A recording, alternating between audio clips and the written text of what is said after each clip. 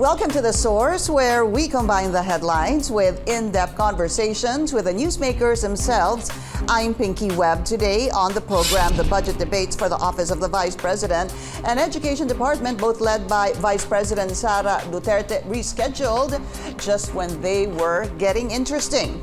Later, the Commission on Audit finds the OVP used up its 125 million peso confidential funds for 2022 within a shorter period of time than previously reported. Citing the escalating threats in the West Philippine Sea, ranking members of the House of Representatives announced they have made a, quote, collective decision to reallocate confidential and intelligence funds to agencies directly related to safety and security. House Deputy Majority Leader and Iloilo 1st District Representative Janette Garin and Gabriela Party List Representative Arlene Brosas joins us in the program.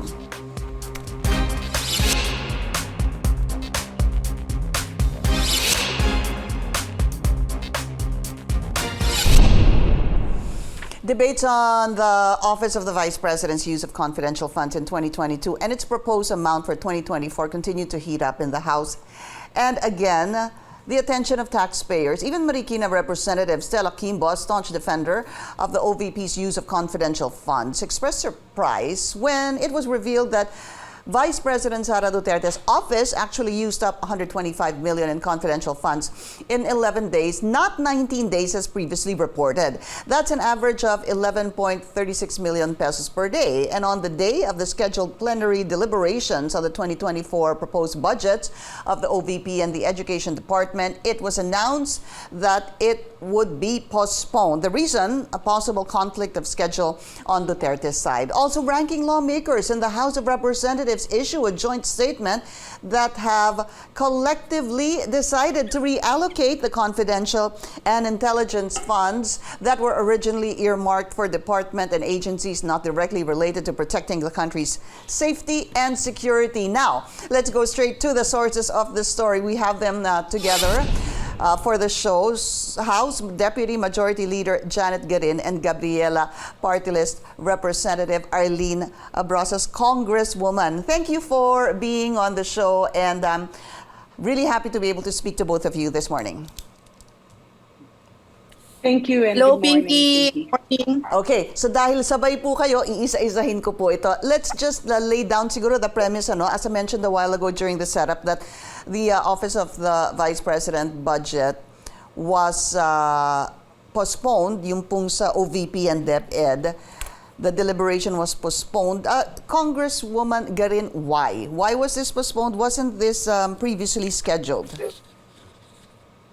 Yes, it was previously scheduled, and we were informed that a representative from the Office of the Vice President got in touch with the Committee on Appropriations and request for rescheduling. So that's not unusual. It happens it happens in selected cases. So, and the DOTR was actually there. So Congresswoman Brosas has to stay for the past several days until wee hours in the morning to deliberate on budget of various agencies. So it's not really a problem. But if it was scheduled, already scheduled previously, what was the reason for not pushing through with the budget deliberation?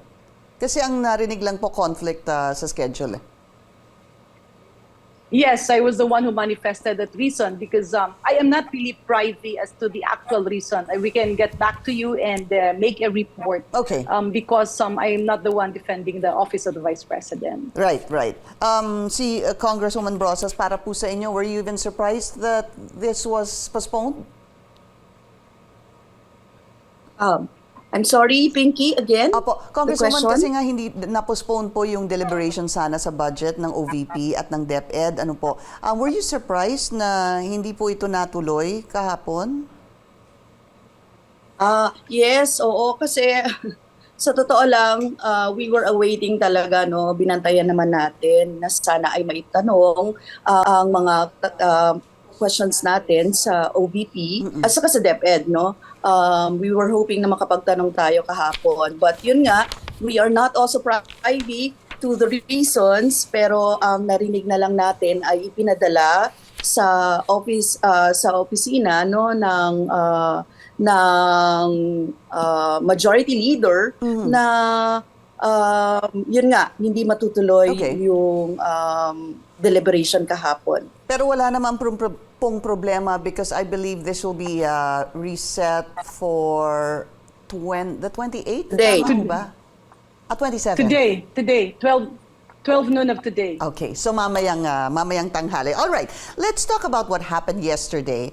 Sinabi po si Congressman Lagman showed the letter sent by the OVP to the Department of Budget and Management for an additional budget for 2022. Again, we're going back to this 2022 budget, and the original amount was 403 million pesos. I'm just laying the premise here. Feel free to correct me, Congresswoman, if I am wrong. Where 250 million of this was sought for its confidential funds and the balance for augmentation for financial assistance and special allowance for the VP Security and Protection Group. But then, of course, the Office of the President, from this original ask, approved 221 million, 125 for CF, 96 million for subsidy and financial assistance. Let's ask Congresswoman Garin first. Is this legal? When we talk about the legality of releasing the contingent fund, yes, it's legal. Contingent fund coming from? The contingent fund actually is lodged before the DBM under the Special Purpose Fund. So, Pinky, if I may, yung Special Purpose Fund, taon-taon may pondo yan sa GAA. It's lodged before the Department of Budget and Management, ready to be released to the agency that has requested and has been approved by the DBM, recommended by DBM and approved by the President. Ang contingent fund po ay hindi confidential fund. Hindi rin siya intel fund. However, if it will be released to a certain agency requesting confidential fund, then it becomes confidential fund. But the source is contingent fund. So, tama po kayo, no? The request of Vice President Inday Sara is a total of 660.92 million if I base it on the letter that was requested by Congressman Lagman. However, DBM only released 221.42 million, in 96 million of which was for the financial assistance or subsidy of the medical and burial assistance program, and 125 million for confidential fund. Okay, so to summarize that, you're saying it's legal because this was drawn from the contingency fund. Contingent. Apo. Contingent fund. Contingent fund rather, not confidential fund. That Yes. is sourced from, tama ho ba, the SPF, the Special Purpose Fund? Yes. Tama ho ba yun? Okay. Yes. All right. Yes. At nasa DBM siya na pwedeng i-release sa lahat ng ahensya na magre-request at magpa-qualify at maa-approve. It's more or less similar to miscellaneous and personal benefit fund na naka-lodge din sa DBM. Okay. Congresswoman, So there was no fund transfer from OP to OVP. Okay, so hindi po nanggaling sa Office of the President ngayon itong tinransfer sa Office of the Vice President, yet you're saying this is coming from the SPF, the contingent fund coming from the SPF. Okay, so I'll have Congresswoman Brosas react to that. Is this legal? Yes, actually yan nga yung tanong namin. We would like to ask kung itong usapin nang nanggaling ito sa Office of the President. First, syempre, di ba, hindi naman dadaan sa DBM nang walang pahintulot mula sa Presidente, lalo na kung ito ay nanggaling sa SPF, sa Special Purpose Funds, di ba? Lump sum, kaya inaalam natin. But gusto ko lang sabihin na may problema talaga doon sa paglalagay sa confidential fund per se. Kasi hindi yun yung argument namin hindi otorisado na ilagay ito sa confidential fund. Kung bakit alam natin na yung general provision on confidential funds meron talaga siyang specific no na joint circular. Kaya hindi siya po pwede na ilagay lang natin doon unless expressly provided for by the Congress or by a law, 'di ba? So, kaya sinasabi natin na hindi dapat inilipat yung contingent fund to specifically confidential fund. But, So, Congresswoman, yun. okay, so that's the argument, no, of course, that you're saying. Is there anything that actually says that this is illegal, that you cannot tap from the special purpose fund to put it into, which is part of the contingent fund, to put it to a confidential fund? Saan ho ito mahahanap na sinasabing illegal po ito? Yes, sa 1987 Constitution, Article 6, Section 25.6, discretionary funds appropriated for particular officials shall be disbursed only for public purposes to be supported by appropriate vouchers subject to such guidelines as may be prescribed by law. In this instance, the guidelines is the joint circular, 'di ba, ng DBM on CIF. So dun pa lang hindi na siya magpo-fall under doon sa pwedeng gamitin for confidential funds. Okay. Tapos, gusto ko lang balikan din, in the first place, hindi dapat nasa confidential fund. Kasi, di ba, let's just have Congresswoman Garin. Namin, let's cut it there, no, para we better understand this. Please respond to that, Congresswoman Garin. Yeah. Pinky, with due courtesy to a very good friend, Arlene, no? The GAA of 2022, under the special provision number 1 of the contingent fund, states that it can be released to all government agencies requiring, whether it's a new item or an existing item or an item of urgent matter. Ang hindi lang pwede sa contingent fund, kung pagbabasihan natin ang GAA 2022 special provision number 1 under contingent fund na special purpose fund, ay hindi lang pwede ay ang purchase ng vehicle. So again, the circular that Kong Arlene is saying is correct. Ngayon, ang DBM, pag nag-release ng pondo sa OVP at ang release niya 125 million for confidential fund, the OVP will now have to abide with the Joint Circular 2015-01. Okay. So yun po, no? So hindi illegal ang paglipat ng DBM. Again, it did not emanate from the Office of the President. The usual process is the requesting agency submits to DBM. DBM vets ilang papeles yan, ilang deliberation yan, at titingnan nila magkano ang kailangan at ito ba ay pwede, dapat ba, nararapat, and then they forward it to recommend approval to the President. Now, if the President approves, DBM releases the fund. There is no fund transfer. That's why there was an approval. Congresswoman, that's why there was an approval from the Office of the President. Yes. Okay. Go ahead. But Kong Arlene is right. Pagka na-release ito na kunyari ang i-release ay in the letter that we got from DBM, 125 million was released as confidential fund because of the program related to good governance and the other programs related to security in which the Vice President sits as a member or a co-chair, then the expenditure of the Office of the Vice President should have to abide by Joint Circular 201501. 201501. At ngayon dapat, yun ang naman. Okay. All right. Okay. We just need to pause for a bit. We'll take a very short break. We'll continue the discussion. We'll be right back.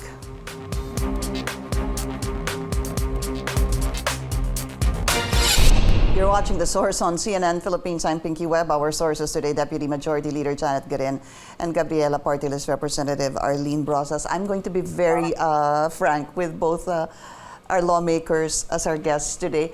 It's still very confusing for me. I hope you don't mind, Congresswoman, na medyo nalilito pa rin po ako. Siguro ang dapat na lang sigurong malaman dito is that one is saying it's legal, the other one is saying it's illegal. Congressman Lagman yesterday was saying, ito po yung sinabi niya eh. The letter shows that the OVP requested for the release of funds by augmentation and for confidential funds, both of which are prohibited.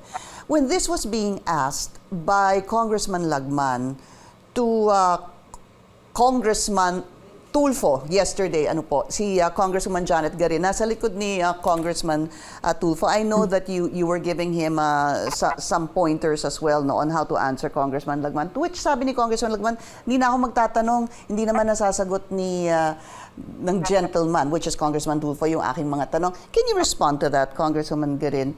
Augmentation, basically sinasabi niya, you cannot augment something that had a zero budget to begin with. That's my understanding. Please respond. Yes. Okay. Congressman Lagman is right. You cannot augment something that has a zero budget. However, in this case, hindi nga nagkaroon ng augmentation, wala ring deliberation on savings. Kasi when you augment something, you have to trace back, may savings ka. In this case, ang request ni Vice President is augmentation, but DBM requested a lot of papers, there were documentation, kasi kung titingnan mo, August ang request, it took like maybe 4 or 5 months. And the decision was not to augment, but to allow her, to give her, to release to OVP contingent fund. Na dalawa ang pinagamitan, yung medical assistance and burial assistance, which was approximately, I think, 96 million. And 125 million to confidential funds. Right, okay. I'll stop you there, no? Congresswoman Brosas, is this clear to you? Because now, they're saying, Congresswoman Garin is explaining rather, na tanggalin na natin yung salitang augment dahil nung sumulat ang OVP sa DBM, basically sinabi ng DBM, hindi augment ang gagamitin nating salita dito. Basically, we'll just draw this from the contingent fund. Is that acceptable? I think nag-freeze si Congresswoman Brosas. Okay. So I'll go back. Pinky, just to laymanize, no? Just to laymanize. Augmentation means dinadagdagan. Dagdag. Opo. Opo. So dito hindi siya dinagdagan dinadagdagan kasi may savings. Opo. Ito, walang savings na diniscuss. Sinabihan siya na may available sa contingent, but she has to comply with documentary requirements. At tiningnan, kasi ang request niya malaki, magkano lang ang pwede. Yun ang nangyari. Congresswoman Brosas, you're back. I'm wondering if you heard my question. Yes. Maybe just to respond to this augmentation and the contingent fund. Yes, I would like to yung contingent fund kasi nandiyan naman yan lump sum yan. May Supreme Court decision nga dyan 'di ba, kung saan siya maaari o may jurisprudence na dyan kung saan or pwede ilagay. Maaari talaga siyang ilagay sa kung saan man. Ang question po dito, kung saan illegal na nilagay. In the first place, sa 2022 GAA, alam natin pare-pareho na walang confidential fund ang OVP. Wala. Yeah. Wala talaga.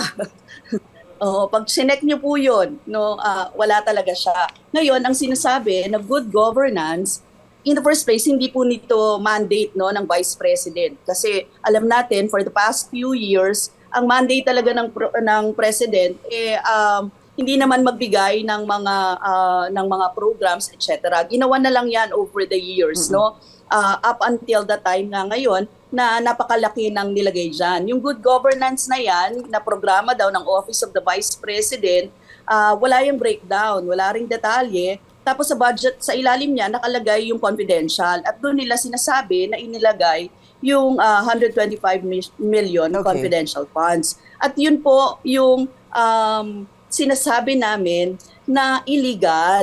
Hindi dapat nilagay doon. Okay.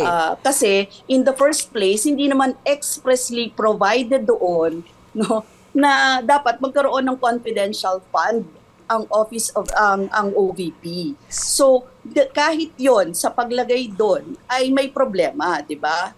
So yung naglagay yung naglagay ng budget doon, dapat matanong natin, basically hindi dapat nilagay doon. Tapos yung paglagay doon at yung breakdown doon, yun din ay kina-question natin. Okay. Yung source at syempre yung breakdown po nito. All right. But the source would be the DBM. Hindi ho ba? Yeah. Again? Pinky, if I may, tama si Kong Arlene, dapat tingnan kung saan pinaggamitan. So ulitin lang natin, sa 2022 GAA, allowed po siya because contingent fund can cover new urgent activities or projects of national government agencies. So ganun po. Now, on the issue of how it was used, then the Office of the Vice President, pero ang isang nakikita natin kasi dito, Pinky, the eye-opener here is that tila dumami yung iba't ibang mga ahensya na nakiuso.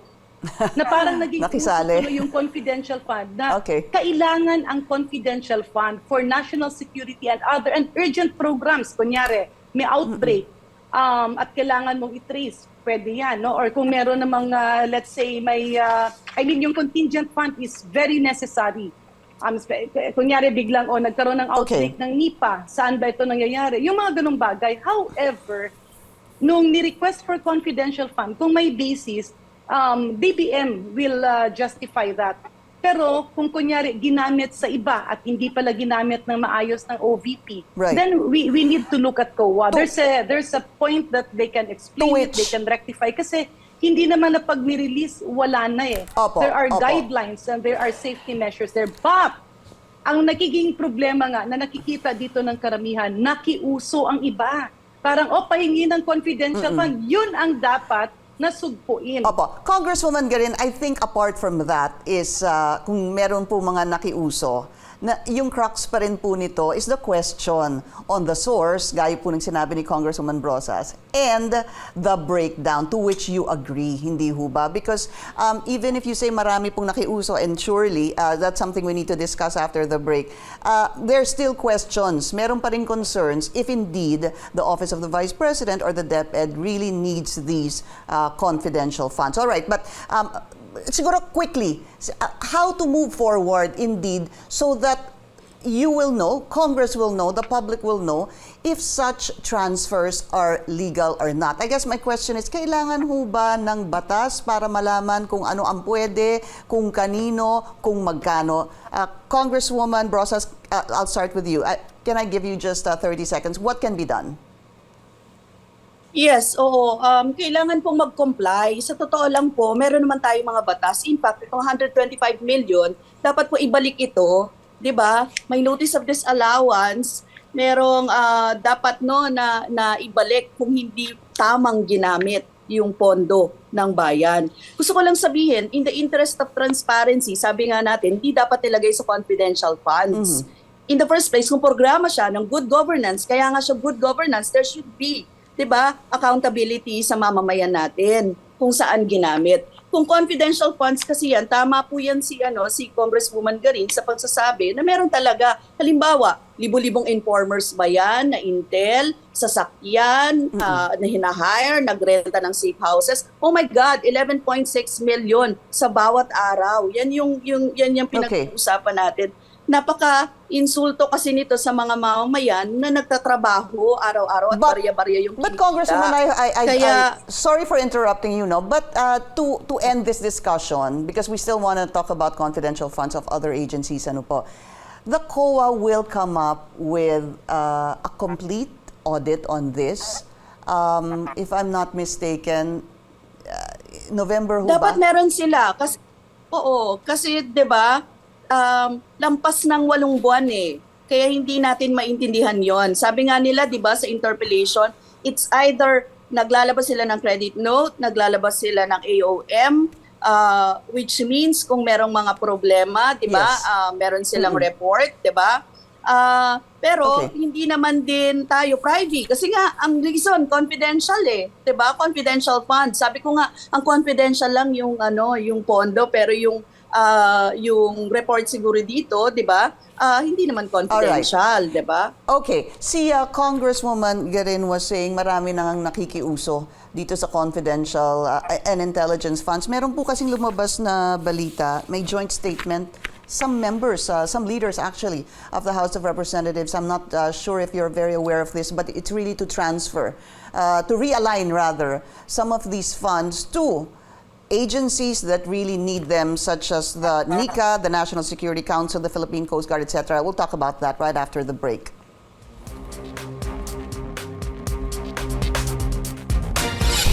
All right. right, we're back. There's a joint statement, and I'll read portions of this. Basically, it's coming from some leaders of the House. Nandito po si El Rey Villafuerte, Johnny Pimentel, and others. Ano po. We extend our collective support to the PCG's swift and diplomatic actions in removing the barriers at Scarborough Shoal. Given recent incidents in the contested waters, we have decided to reallocate as part of the budget process confidential and intelligence funds to other agencies responsible for intel and surveillance, such as the NICA, National Security Council, Philippine Coast Guard, and BFAR. A quick reaction, Congresswoman Garin, I'll start with you na po. Magkano ho ba sa palagay ninyo ang pwedeng mailipat dito sa mga ahensyang nangangailangan itong confidential or intel funds? That is being reviewed by the Committee on Appropriations as of the moment. No? Pero tama po yung move na yun kasi meron ng mga ahensya na iba na parang tila to simplify things. Kasi hindi naman ibig sabihin na walang reporting. Meron pa rin reporting pero mas less ang requirements ng confidential fund. And that actually shows na ginagawa nga ng Kongreso yung kanang tungkulin. At of course, we also hear the responses and the complaints of the general public. But Pinky, be that as it may, yung contingent fund ay napaka-importante. Bakit? Kung yung mga repatriation natin ng ating mga OFWs, remember yung nagkaroon ng gyera sa Syria, yung nagkaroon ng gyera sa Lebanon, o yung kunyari, merong mga kulto na nangyayari at merong displaced people. So again, all the laws are there, all the funding, that the lump sum that Kong Arlene is saying is there with safety measures. Ang problema lang kung merong umaabuso. Sino ho sa palagay ninyo ang ahensya na dapat tanggalan ng confidential or intelligence fund? We'll give the report to you once I believe it's the chairman of the Committee on Appropriations, the speaker, who will be announcing that at the proper time. Okay, thank you, ma'am. Si Kong Arlene, quickly yung inyong reaction dito sa joint statement ng House. Yes, oo. Pinky, ang gusto sana namin talaga ma-closely monitor yung findings, ma-ensure yung appropriate actions kaugnay dito sa misuse or irregularities, acquisition, utilization ng funds. Kasi number one yun eh. Parang walang mananagot, hindi man pwede yun, di ba? So pangalawa, yung issues niyan, mas gusto sana namin on food security and lack of budget for basic social services ilagay. Kasi yun dapat yung focus ng government, hindi pa yung CIF, hindi pa yung confidential intelligence funds. Mas makikinabang po yung taong bayan dito. All right. Congresswoman Janette Garin and Arlene Brosas, thank you so much for your time. And of course, we'll continue to monitor the budget deliberations this afternoon. Thank you to you both. Thank you. And thank you, Pinky. Thank you for joining us here on The Source. I'm Pinky Webb. You're watching CNN Philippines.